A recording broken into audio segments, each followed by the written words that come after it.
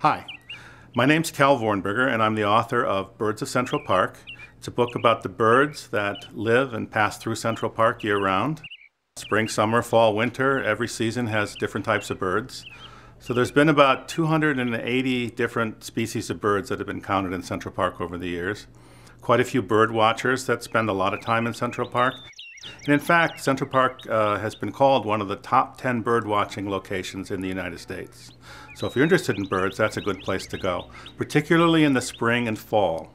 Because in the spring and fall, we have migrants that are moving through. We have a couple species of birds that travel from Argentina all the way up to northern Canada. 10,000-mile round trip just to breed up here.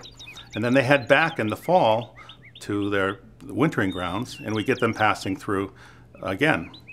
And what makes Central Park such a great location for migrating birds is the fact that most of these birds, we call them neotropical songbirds because they're, spend part of their time in the tropics, are quite colorful in the spring. And when they're migrating, heading north, they migrate at night.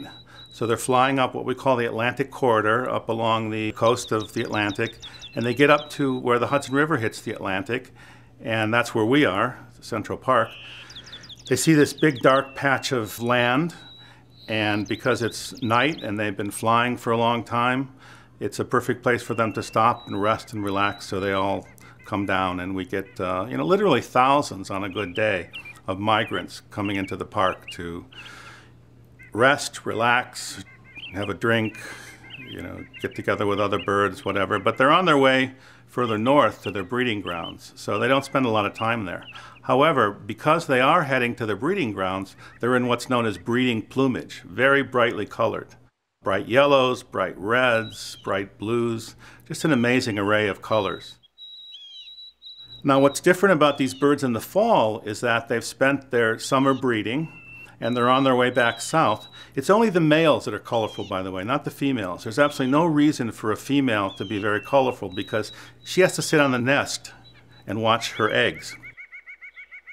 If she's colorful like the male is, very likely she'll be predated or she'll be eaten by a larger bird or a mammal or something like that. The males, however, wear their bright plumage because they're trying to impress a female and trying to find a female who, finds them attractive. In the fall, it's quite the opposite. The males have lost their bright plumage. The females were never brightly plumaged to begin with. The other interesting thing about these neotropical songbirds is only the males sing, not the females. So a lot of birders bird by ear. They can hear a song, they can identify the bird. It'll only be the male, not the female.